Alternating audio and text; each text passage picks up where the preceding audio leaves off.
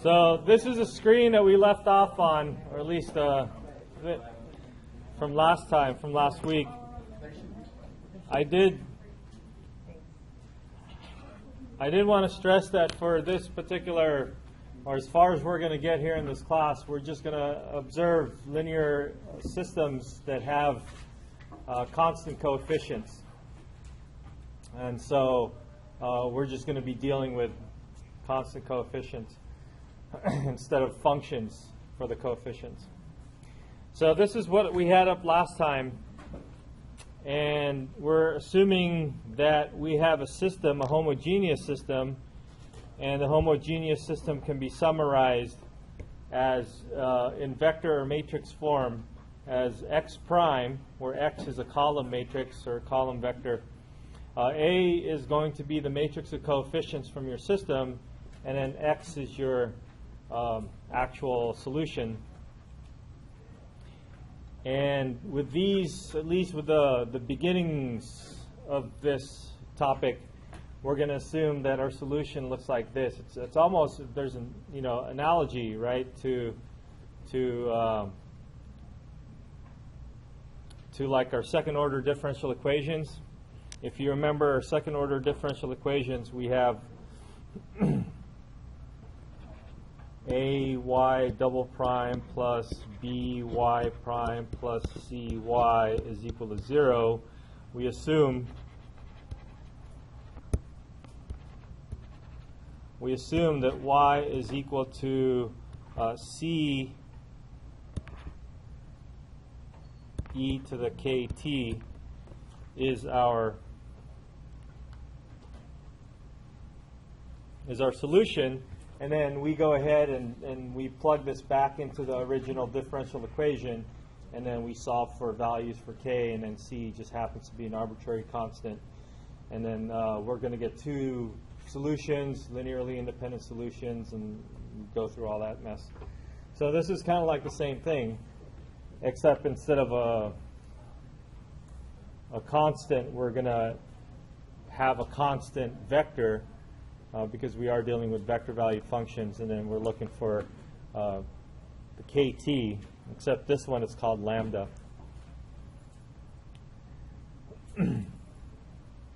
So by that differential equation, we kind of see, similar to our very first differential equation in this class, we see that there's this relationship that we can take advantage of. And we ended up with this idea that this kind of looks like an eigenvalue. So this is where your differential equations class is going to merge with your linear algebra if you're taking linear algebra. And if you're not taking linear algebra, this is a quick crash course or a quick introduction to an eigenvalue. Eigenvalue and eigenvector. So it turns out that an eigenvalue and eigenvector would satisfy this equation. And then we talked about how this was derived earlier or last time. So basically what we want to do is we want to solve for lambda, and after we solve for lambda, we're going to solve for those eigenvectors k that's associated with the eigenvalues, and then come up with our solution.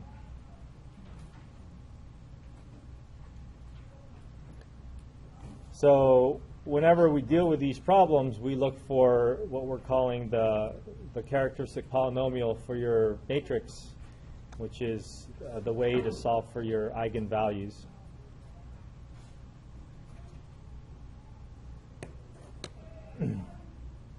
Okay. So we're going to stick with a 2x2 with the two solutions and two equations. So when we do this, the characteristic polynomial is going to be of order 2, or it's a quadratic. And when we have quadratics, we know that we are looking at three possible scenarios. One of them is when we get distinct roots. Depends on the discriminant. We talked about this in, again, the second order differential equation. we have two distinct roots, we have one repeated real roots, or we have complex roots. So that's what we're gonna exploit now. So we'll go through the different cases, and then we'll do an example. We'll go through one case and do an example, and go through another case, do another example, and just basically lay out a set of techniques for solving for these things, depending on your characteristic polynomial. All right.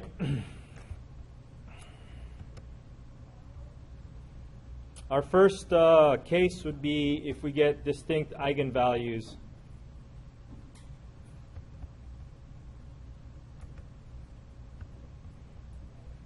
And if you do get distinct eigenvalues, then your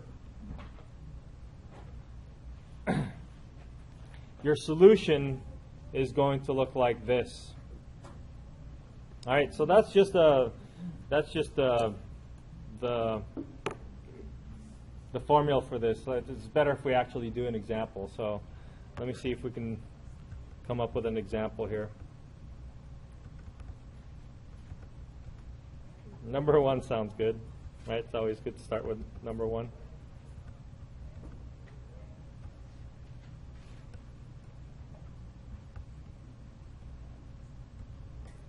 So let's do this as our example.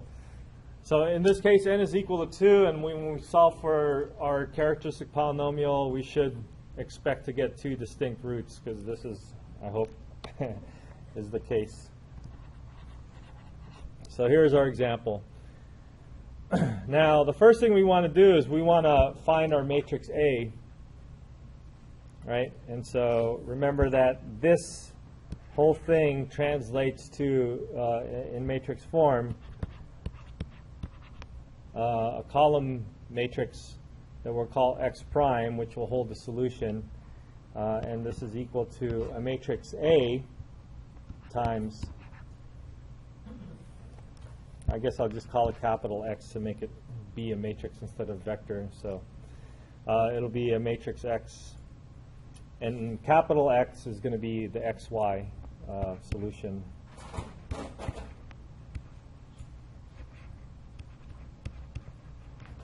X of t, y of t, if we want to think about it that way. And so the matrix A is just the matrix of the coefficients, and we can just literally just peel them off from this equation over here, the system. So it looks like it's a 1, 2, 4, 3. So that's our A.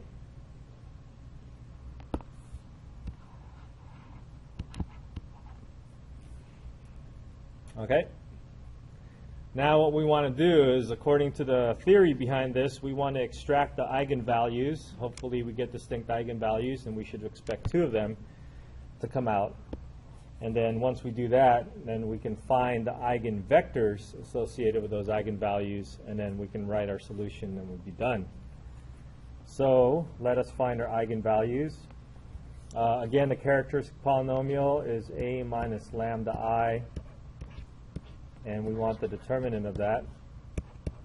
So we want the determinant of a minus lambda I. So a is, the first component is 1 minus lambda I, or just 1 minus lambda. The wings aren't going to change because the lambda I is just going to be affecting the diagonals, and then we've got 3 minus lambda. So we want the determinant of that. And since in this class we're only going to be working with 2 by 2 matrices, you should know how to find the determinant of this. Yeah. Yes.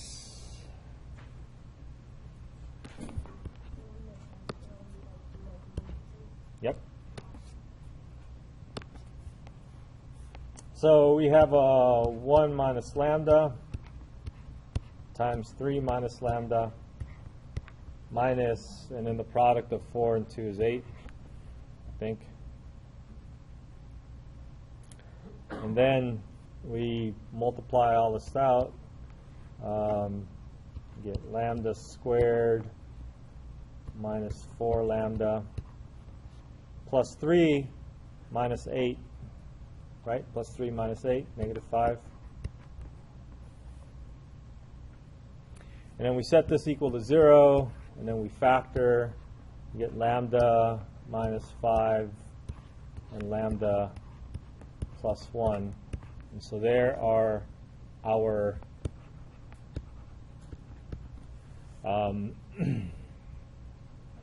our eigenvalues. So lambda is positive 5, lambda is negative 1. They're distinct, and so we can take advantage of this theorem. Oh, before we can write out our solution, we need to figure out our eigenvectors associated with those eigenvalues. All right, so this is what we have so far. For each of these eigenvalues, we have to find the associated eigenvectors.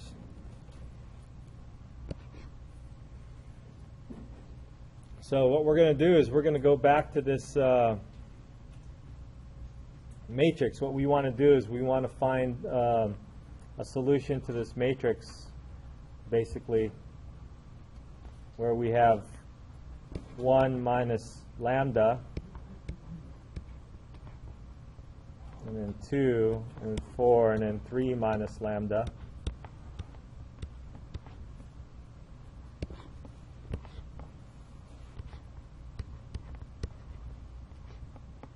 Say use x, y.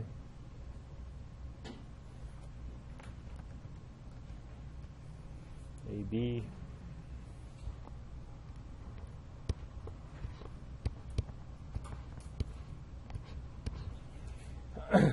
So basically, we want to get this set up where we need to find the equation where this thing's equal to 0 and solve for k. And what'll happen here, and this should always happen, but let's just see it play itself out. What will happen here is that if you do any row reducing or combination or whatever, however you solve for systems of linear equations, we're going to see that this is going to give us an infinite number of values. So let's see how this works out. We have, this is negative 4, 2, 4, negative 2.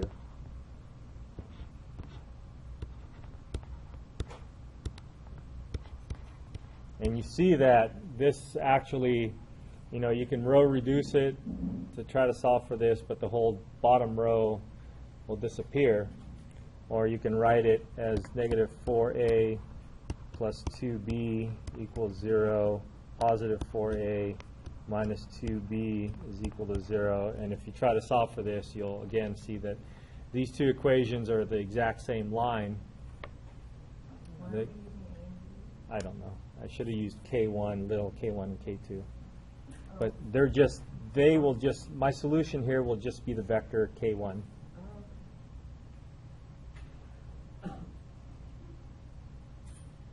In any case, whatever you do, this is going to be not important.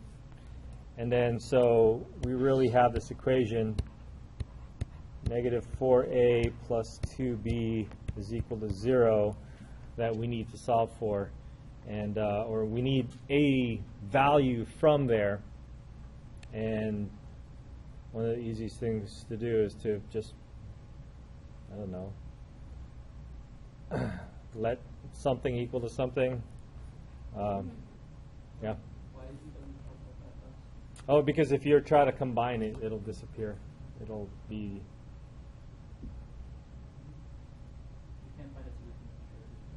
Well, you can.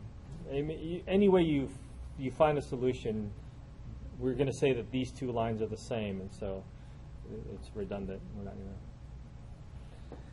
going to.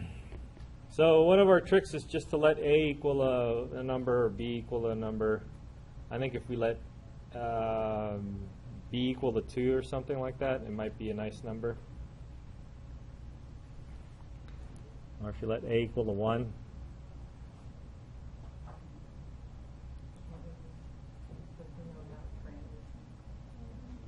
We don't need to do parameters. We just need to do one solution for this. So let A equal to 1. Then you got -4 plus 2b is equal to 0. So b equals. What if you let b equal 1? Would it matter that you got a different? No, because it'll just be A linear, I mean, a scalar multiple. And you'll have these c's in front of those k's, and so it won't matter. So you can say for lambda 1 equals 5, your k1 vector, I don't know why they call it k in the book, but your k1 vector is going to be 1, 2.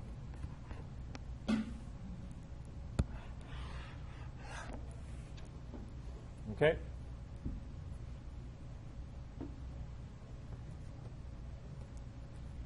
So now, we need to do the same thing when lambda is equal to -1.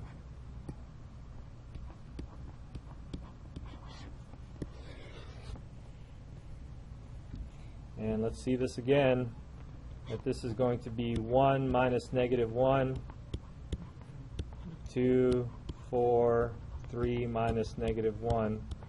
And I'm getting that from this a minus lambda I business. And this simplifies to -2, +2, 4, +4. Wait, this is positive.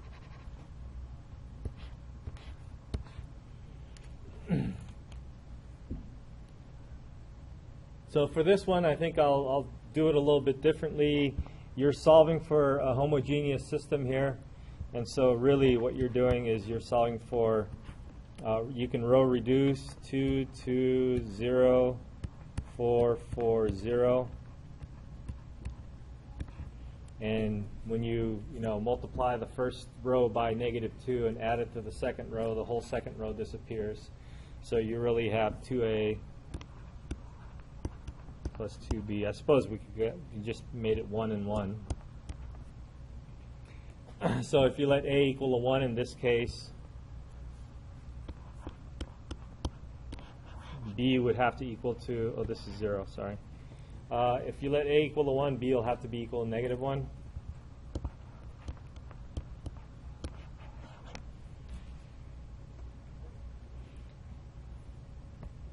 And so your second lambda equal -1 has a corresponding eigenvector of 1, -1.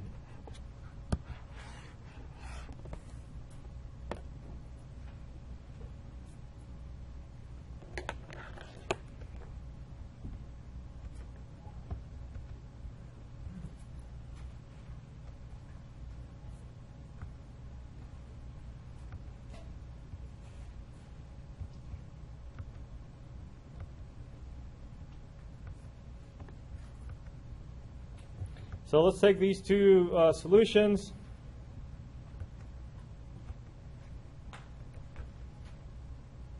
Onto a new page.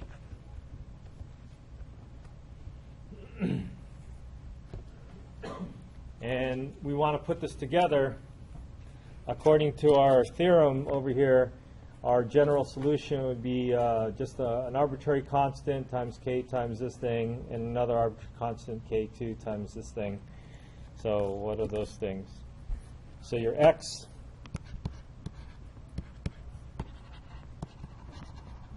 your solution is going to be c1 constant, k1, that's a 1, 2, times e to the lambda times t, so that would be 5t.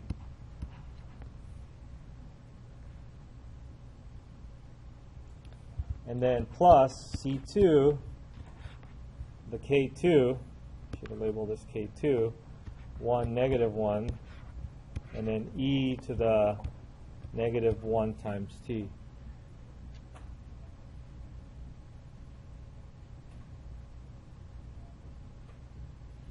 So this is one way to write your solution. Another way to rewrite your solution is because this is in matrix form, if you want to write it as two separate solutions, then you can rewrite it like this. You get x of t. Now, I'm just looking at the x component, the top component. So I have a c1 vector over here, or c1, not a vector. I have a c1 constant. The x component of the first vector is 1 times e to the 5t plus my c2 is going to be multiplied by 1 times e to the negative t. So that's my first function. Remember, this is a system, so I'm looking for two solutions, two different functions. My second function is going to be c1 times 2, a constant 2, that's associated with a second component of the vector, e to the 5t, plus c2 times negative 1, so I'll just put a negative 1 there, and then e to the negative t.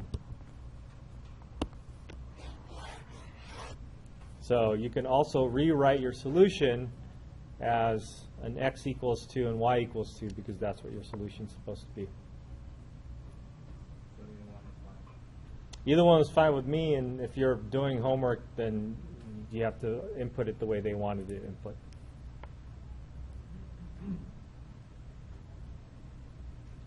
Okay? Questions?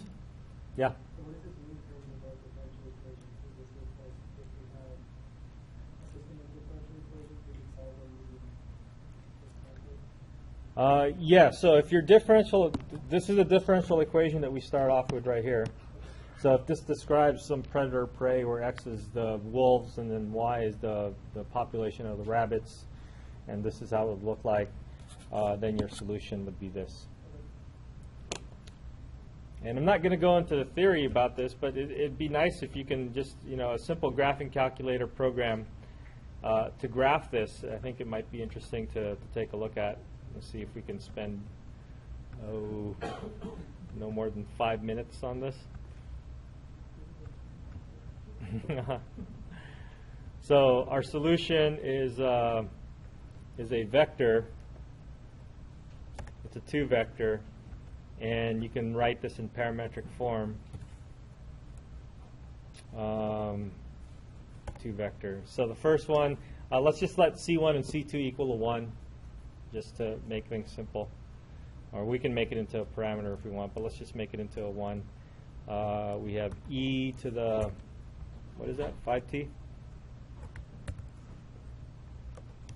Plus, oops, my plus disappeared.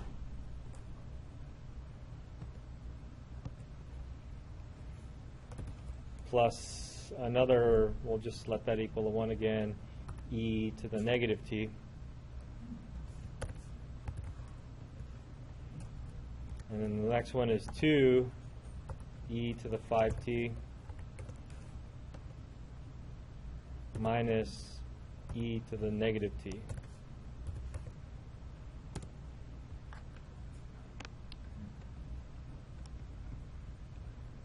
So since it's a repeated root, it's probably not very interesting. It's an exponential function that's going up off to infinity, so there's no boundaries over here.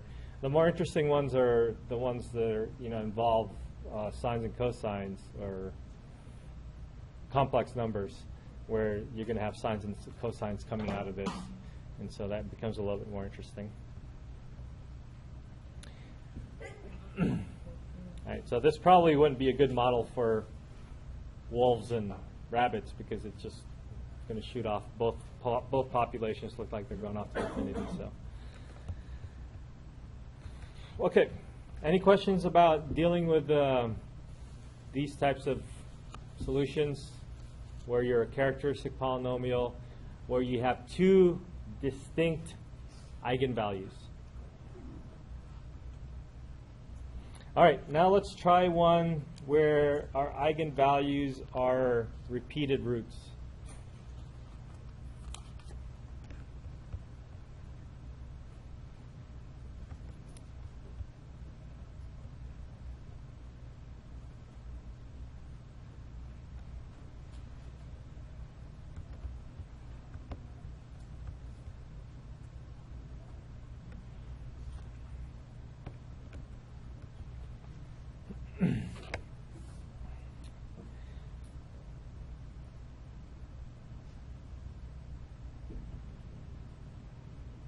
All right, so if your eigenvalues have repeated roots, then you have two possible scenarios. The first scenario is that so you have one eigenvalue, essentially, right? Because it's the same eigenvalue repeated. So the first scenario is that if with that one eigenvalue, you get two different eigenvectors that are linearly independent. So if you have two different eigenvectors that are linearly independent, when you solve for this, your solution is just going to be the same as before, because those eigenvectors are linearly independent, and so that combination of those functions will be different.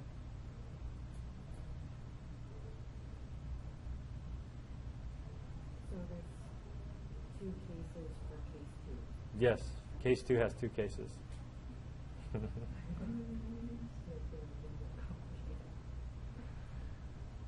Well, to make it simpler, we're not going to consider the first case in our class so much.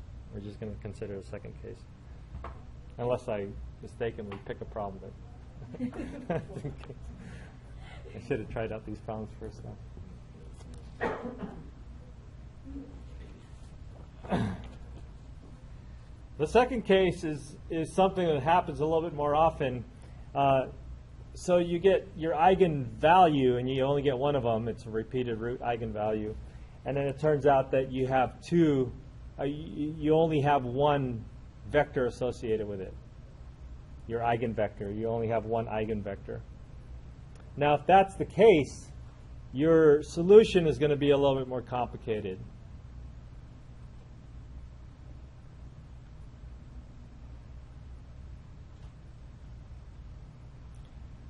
So your solution will involve another process where you have to solve for another vector.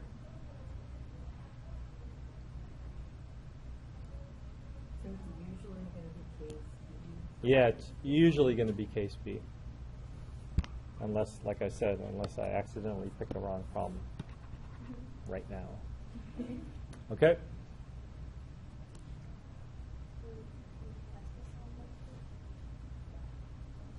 Probably not.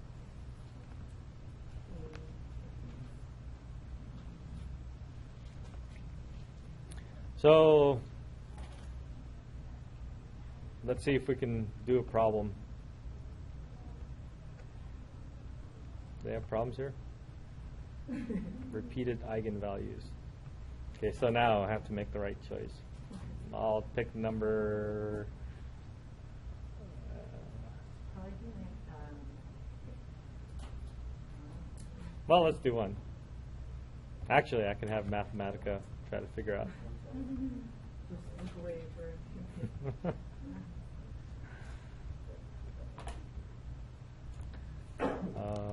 3, -1, 9, -3.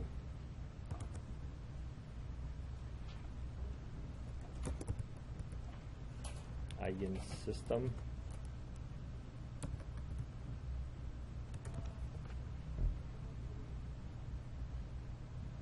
So that'll work. I wonder how 20 would look like. 6, 5, -5, 4.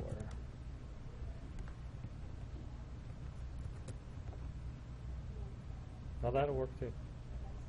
Yeah, see, it's mostly because 0 is the other one. So if you have a 0 eigenvector.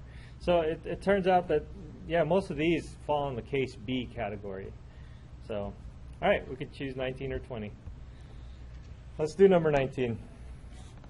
Let's do number 20.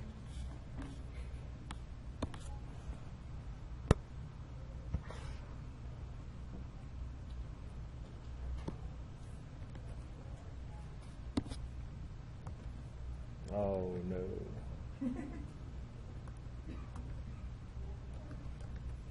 Sorry. Okay, let's try that again. Let us do number 20.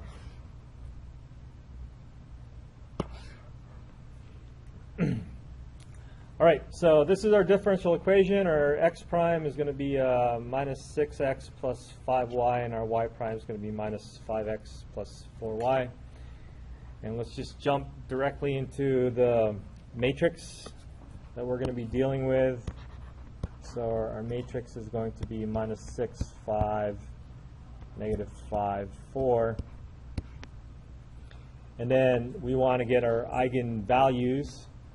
So our determinant of A minus lambda I, well, we need to figure out what A minus lambda I is. So it's negative 6 minus lambda, 5, negative 5, and 4 minus lambda.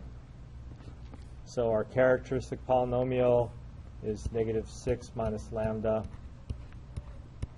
4 minus lambda, minus negative 5, 5 is 25, positive.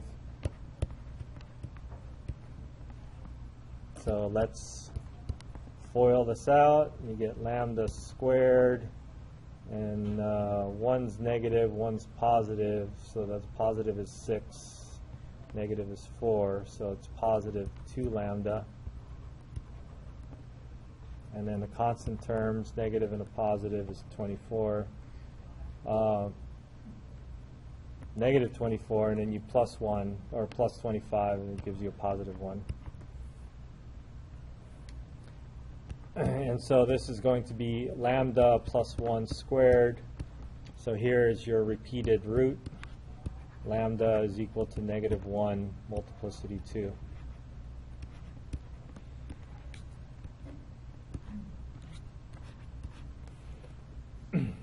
Okay?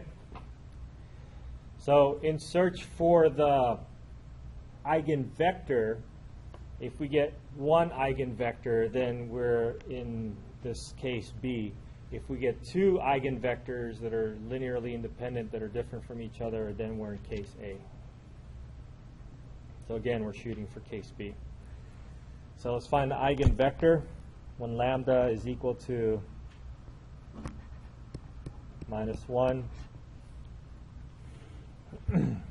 So you're basically going back to this matrix, and you're putting lambda is equal to negative 1. So your matrix is going to be minus 6 minus negative 1. I think that's negative 5.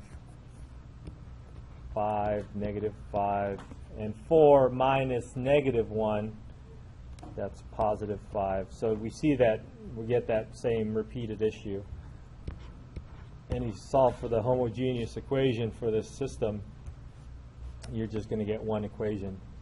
So negative 5a plus 5b is equal to 0. You can get rid of the 5. So when a is equal to 1, b is equal to 1 also. So your corresponding vector, eigenvector, is going to be 1, 1. So that's your combination. Eigenvalue, eigenvector.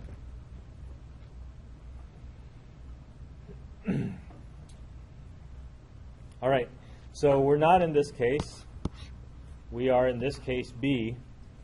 So your solution is going to be C1 times your K vector times e to the lambda t plus a C2 times this combination, but there's this P over here. What's P? P is just another vector, where P is found by solving this system.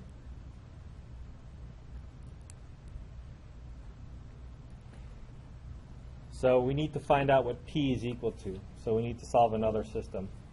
So we're going to start off with, now this is non-homogeneous now because it's not 0 on the other side. So let me rewrite the system. A minus lambda I times the vector P is going to equal to the vector K. So we're solving for P. Let's break this down into actual components. So A minus lambda I, your lambda is equal to negative 1. This is going to be minus 5, 5, minus 5, 5. P has, let's call it, components P1 and P2. is equal to k, and for k, that's equal to 1 and 1. Yeah?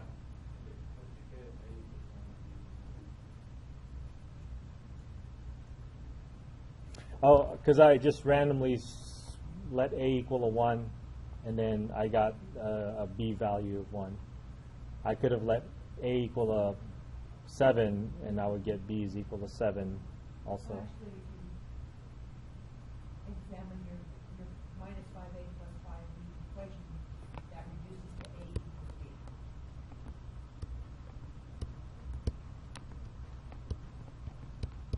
So if you solve for this, minus 5a is equal to minus 5b, and cancel out the 5's, a is equal to b. So like Deborah said, it's whatever a is, b is going to be the same thing. Really, this is what you really should be doing, is solving for one variable, so that, and then you can put in the value. But I've been putting values from the beginning, so it doesn't matter. Should we always try to make one equal to 1? What? You can, yeah, you can do that in your other class. Yeah. If one, ideally, you could let one of them equal to 0, but in this case, 0 and then 0 will give you 0, 0, which wouldn't work for us. But usually 1 is just a nice number to deal with. In some cases, it might be better if you get, especially if you get fractions and stuff, you might let a equal to 2 just so you can cancel fractions, but it really doesn't matter. All right, so this relationship now of this new vector that we need to find, p, comes from this equation, and I just kind of put in the value lambda is equal to -1. I got my a minus lambda I to be this matrix, and so I just copied that. And instead of, we're solving for p, and so it should look something like this. What does that mean? That means, maybe I should have did this in a different color. I can do it in a different color. Boom.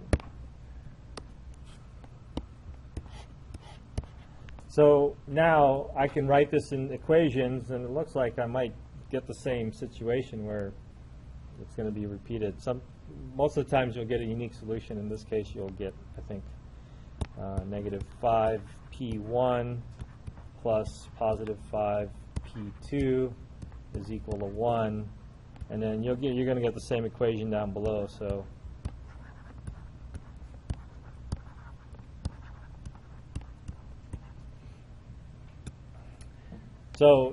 when you combine it, you're going to get whatever you're going to get. So if you solve for it properly, the way you should probably solve for it, you're going to get p1 is equal to, let's see, this is 1 minus 5p2 divided by -5.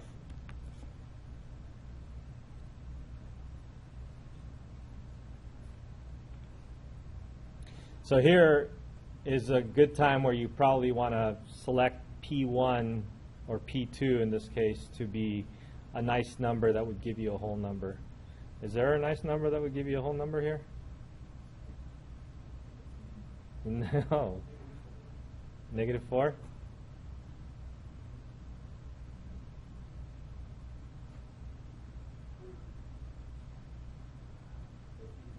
For P2?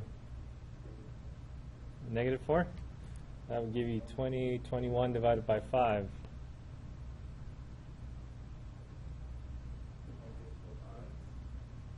Well, then that's another fraction. We might be stuck with a fraction here.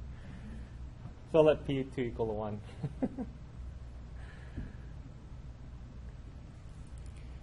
So P2 equal to 1. What's P1 equal to? 4/5.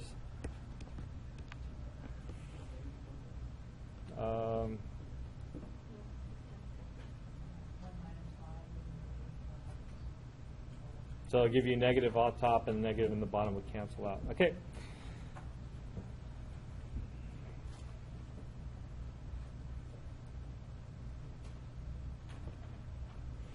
All right, so this looks like it'll be the solution for this problem. So just enough to see this. Our solution starts from here. So our final solution is x is equal to C1 times k. We got our k to be 1, 1. E to the minus lambda, wait, lambda is minus 1, e to the negative t, plus C2 times, now this is where this combination, this funny combination comes in.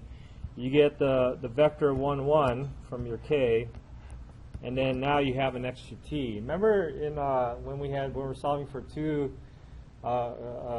the second order differential equation, and then with constant coefficients, we got repeated roots, and the second one we just let's just attach t to it. So that's kind of like the same idea here. You're attaching t to it, but it gets a little bit more complicated. So t times e to the minus 1 times t, so lambda is equal to negative 1. Plus, now this is where our new vector comes in. You get 4/5 1, and then e to the lambda t.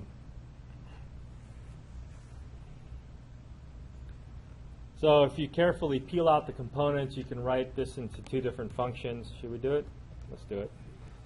So x of t is equal to C1 times 1 e to the negative t times, or plus, you get C2 C2 times 1 t e to the negative t plus another C2 times 4/5 e to the negative t. And then that's for the first component.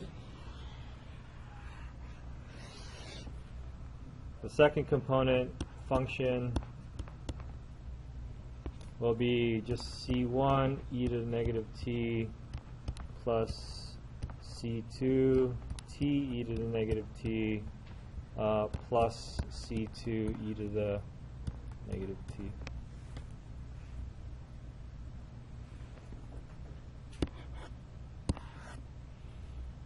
So this is another version, another way to write your solution. All right? Yeah. I won't care.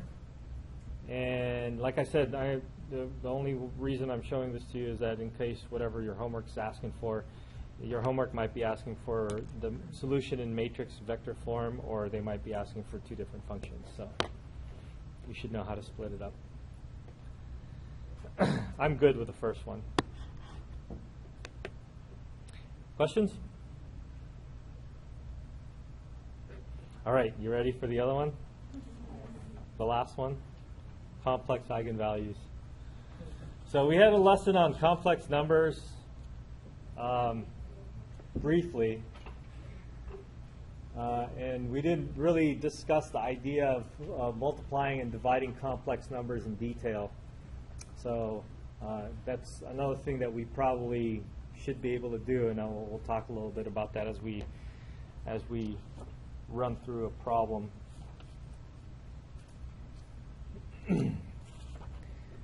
All right.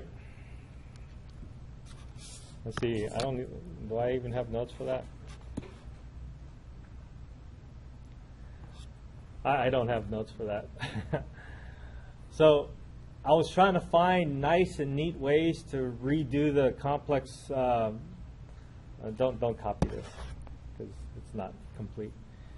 I was trying to find a nice compact way of expressing your answer with the notes, but I couldn't really come up with that. So what I'm going to do is I'm going to develop the answer and see just by doing an example. So I kind of didn't like the way they explained it And so I want it to be a little bit simpler. So there is a theorem in the book, apparently, 8.2.3, if you want to look at that. But I'm not going to... I'm not going to follow that. I'm just going to do an example and then just crank it out, and hopefully it makes enough sense. So the example, let's see. I'm going to go with this example that I have in another book. So x prime is equal to x plus 2y, and y prime is equal to minus x plus y. So let's say this is my system of differential equations. And what I want to do is I want to find my solution. And so I would work this out as if it was just a regular system problem. So I need to identify my A. Uh-oh. Something disappeared. My Y disappeared.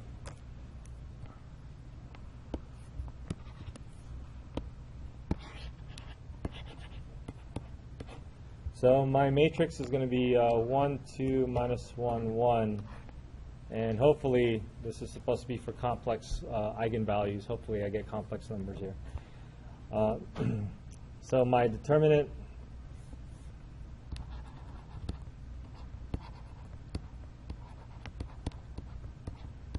to find my complex, to find my eigenvalues, I want the determinant of 1 minus lambda, 2, negative 1, and 1 minus lambda.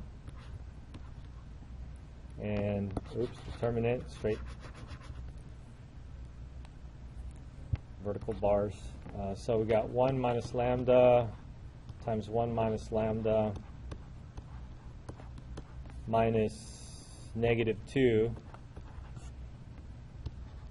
So you get lambda squared minus 2 lambda plus 1 plus 2 is 3. So I can't factor this.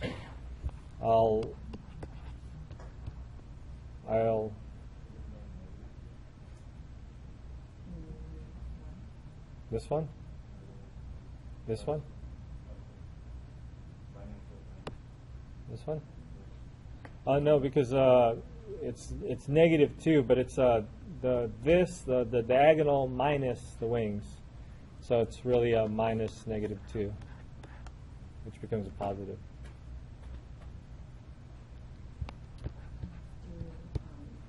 What's that called? No. Let's do the quadratic formula. Because b plus and minus the square root of b squared minus 4 a c. And so this is where you get that negative under the square root divided by 2a.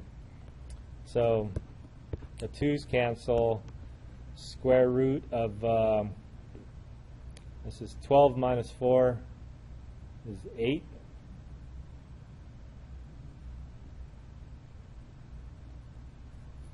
So 2 root 2i. Oh, and in fact, cancel the 2.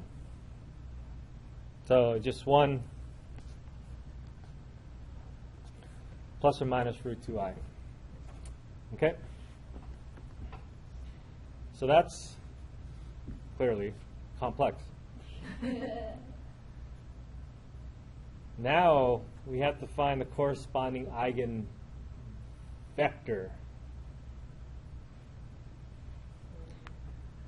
So this is where we need to do some complex algebra.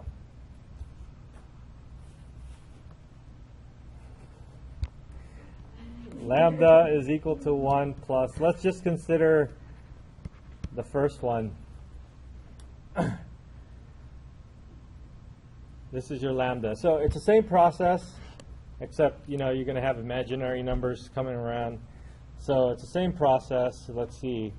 we need to find out the solution for a minus lambda I think they call it k, is equal to 0.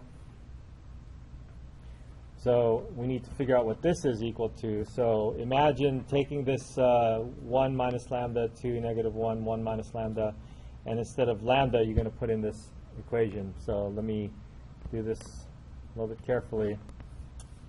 1 minus lambda is 1 minus, or 1 plus square root of 2i. And then we have 2, negative 1, and then the other one is going to be the same thing, 1 minus 1 plus root 2i. Right? I just took this equation, or I just took this matrix, and then I put lambda is equal to 1 plus square root of 2i. You can row reduce this. This is just like a regular problem, except instead of just working with real numbers, you're working with complex numbers. But could you multiply an entire row by a complex number? The complex number is just a scalar, so yes, you can multiply, you can do whatever you want in the same way. All right, let's see if we can simplify this matrix. We got 1 minus 1, those are real numbers that would cancel, and then you just have negative 2 root I, or negative root 2i. And then there's 2. And since this is the same expression in the lower part over here, so we're going to get the same thing.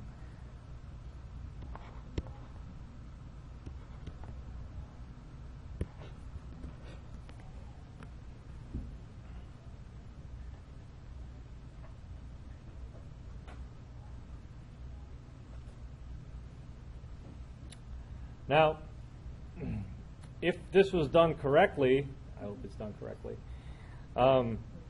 then this should give us a what we would call a non-trivial solution. This would give us a value for k that's not 0. So we can write this. I think I used a and b last time. Should I stick with a and b, or should I use k1 and k, a and b?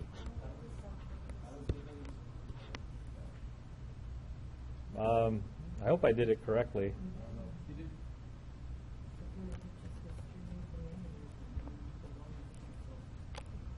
So let's see. 1 minus 1 plus square root of 2i.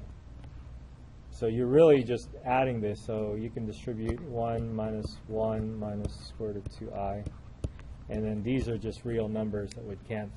They cancel, right? 1 minus 1? Yeah. So they cancel, and then I just have this.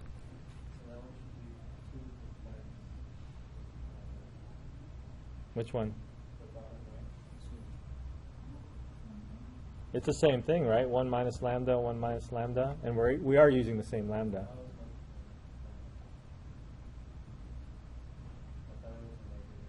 Oh. Okay. So is this cool? All right.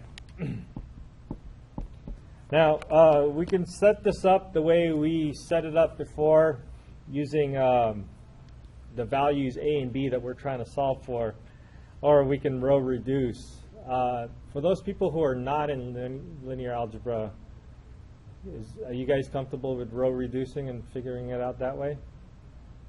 No? Okay, so let's do it the way we did it the first time, which is the AB business is equal to 0, 0.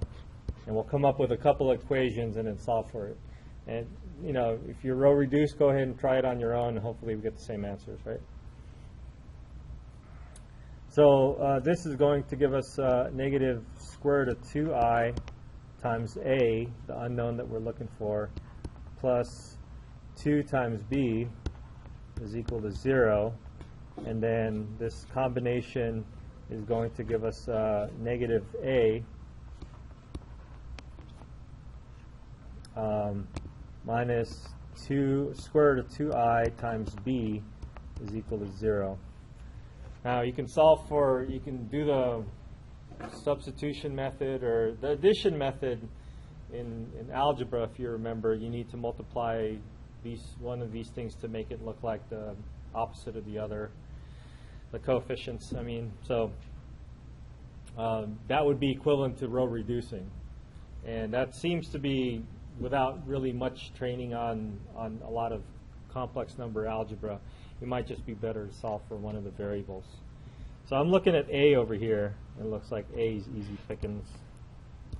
A is equal to square root of 2I times B, positive on the other side, and to get rid of that negative in front of the A, you divide by that. So A is equal to that.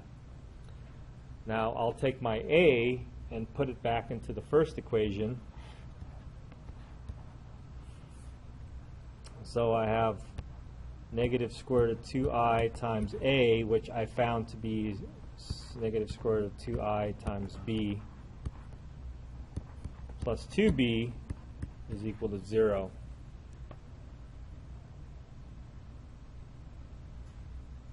So I have a negative times a negative is a positive. I'll do this in a different color. A negative and the negative is positive. Square root of 2 times square root of 2 is 2. I times I, negative 1. Uh-oh.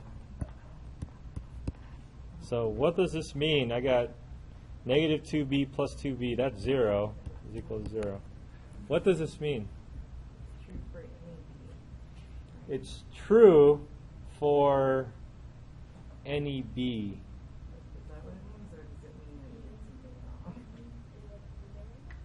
It's a free variable. You know how I mentioned earlier on, over here, when we do this, the second equation always disappears. That's if you do it correctly. That's what should always happen, regardless of whether you're dealing with real numbers or complex numbers. So that's, in fact, if we solve for it, if we solve for any of these equations right here, the way we just solved for the one we did, you should get a 0 is equal to 0, a true statement, which means, what does that mean when it comes down to systems of linear equations?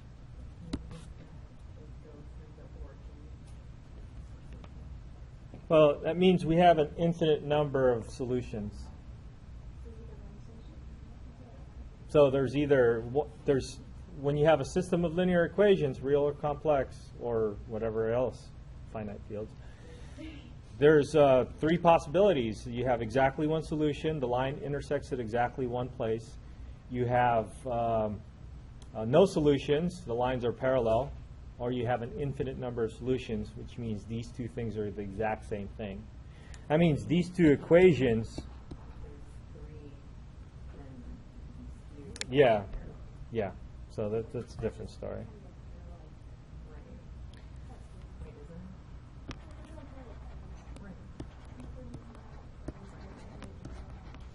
Yeah.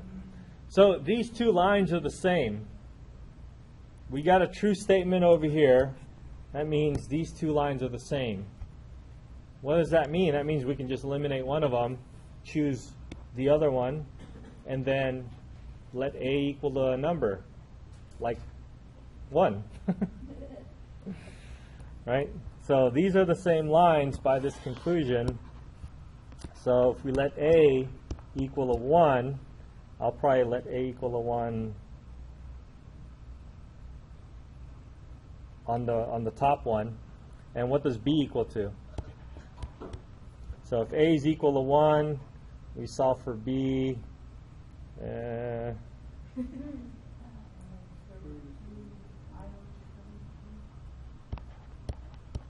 Over 2? I'm letting A equal to 1 here, right? So that's constant. I'm solving for B. Bring that over. Positive square root of 2I divided by 2. Yeah. Good? So negative 2I times A equal to 1 plus 2B equals 0. So I took that from this equation here, and I let A equal to 1, and that gave me my B. Yeah? When you multiply the square root of 2I times square root of 2I, and you got negative 2B, Mm-hmm. Why do that? So that negative 2b, and then there's a plus negative 2b that I'm combining, and that's 0. Oh, I times I is negative 1.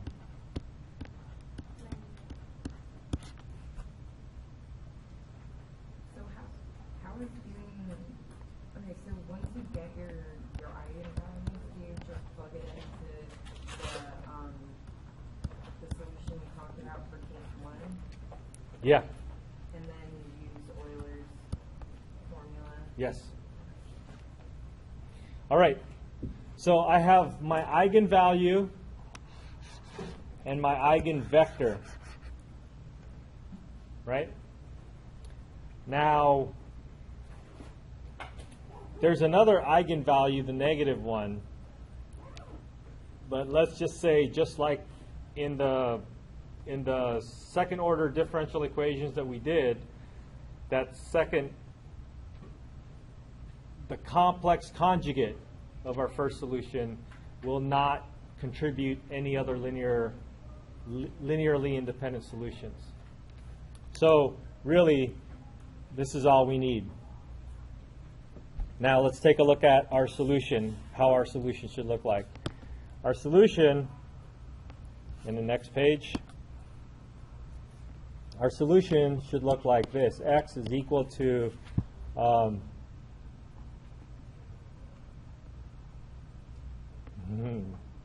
K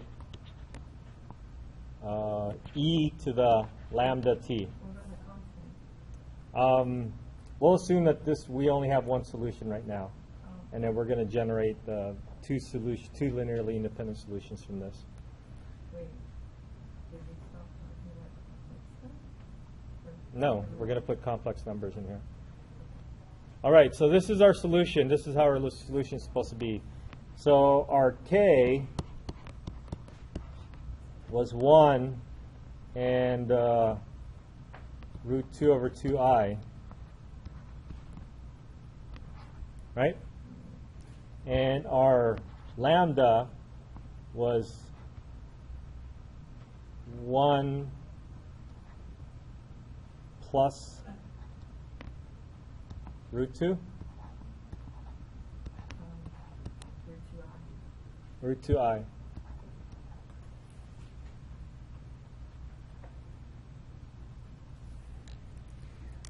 Now, if you remember those complex numbers,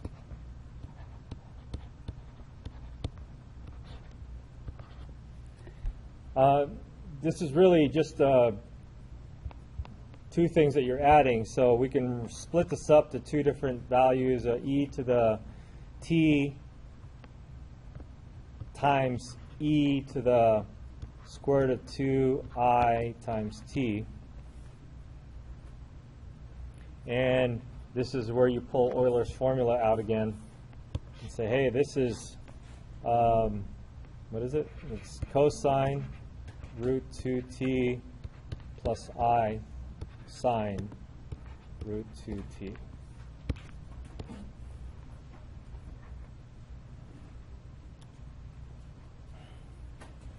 All right, so let's multiply everything out and see how this is going to look like. Let's put it all into one big happy vector. So we have an e to the t times 1. 1 times e to the t times... Why don't we just put that one on the outside? Just sort of like a constant.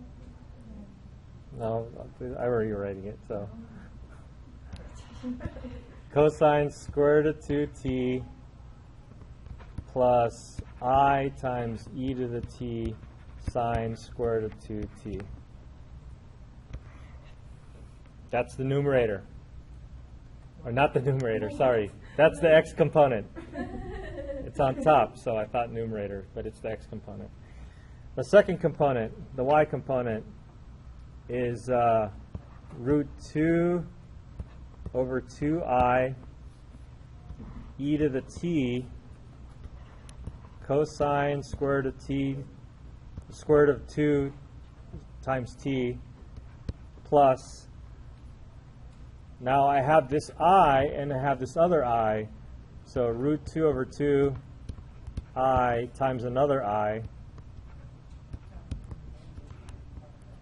that makes it a negative 1, right? E to the t sine root 2t.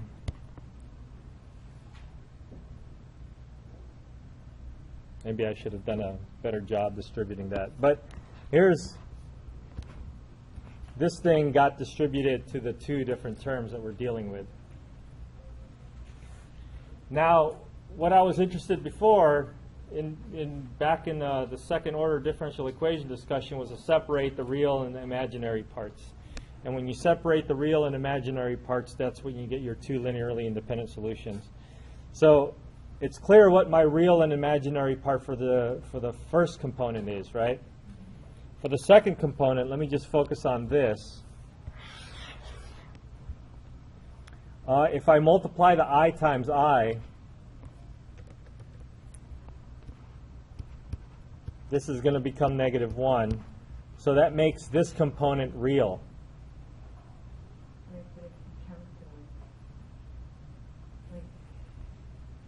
If you use the solution part where you have the minus, like, doesn't everything sort of come together and things add up and cancel out? Well, if you include the minus solution, which we didn't include here, Right. you're going to repeat your same process with some positives and negatives. And then the thing is that the real part and imaginary part are going to be switched. But it's the same function. It's the same. It's going to look the same. It's going to be literally the same function? Yes. Oh. And so it's linearly dependent, and so we just stick with two linearly independent ones. So the i's disappear for this component, and so this becomes a real part. And this introduces the I, so that becomes an imaginary part. So, like I was saying, I was interested in collecting the real parts. So the real part for the x component is e to the t cosine square root of 2t. And the imaginary part for the x component, I'm going to write it a little bit further out here so I can put brackets around it later, is e to the t sine square root of 2t. And it's going to be imaginary part, so I'm just going to put the I down here. For the y component, the real part now got switched, right? So the real part is this. The I is negative 1. And then so I have a square root of 2 over 2 negative, thank you, e to the t sine square root of 2 times t. And then the imaginary part is square root of 2 over 2 e to the t cosine square root of 2t. And so if I collect those as two separate vectors, I collect them and I separate them, I'm going to get this real part here and the imaginary part here. So those are my two linearly independent solutions. So your final solution will be written like this. Your x is equal to, we separate it just like we separated it in the previous case. So e to the t cosine root 2t negative root 2 over 2 e to the t sine root 2t. So I'm sorry, did you say the real and imaginary are linearly independent? Yeah, the linear imaginary solutions were linearly independent. So I can just take each of those and separate it, and this is where I throw in those C1 and C2 functions. E to the t sine square root of 2t root 2 over 2 e to the t cosine square root of 2t. And the i's we just ignore because the I is a scalar, and that can merge into the C1, C2, whatever. But, you know, we're talking about real functions here, so we're just going to ignore the I. And so if you pull out your e to the t, then it'll be kind of like what Becca was saying. You can, there's e to the t's all over. You can pull that out as well, and then you just have those sines and cosines. All right? Yay! Yeah. Yes, I'll give you the final exam outline on Thursday, let you know what's going to be in the final. It's going to be cumulative, blah, blah, blah. Good luck. Deborah. Pardon me? Will it be available online Wednesday? I'm hoping, I'm trying to do both classes, linear algebra, differential equations. I'm trying to get it done by tonight. So, right. Yeah, so I'll try to get it done tonight. Actually, I have a jump on it too, so I can get it done tonight. So look for it tomorrow morning.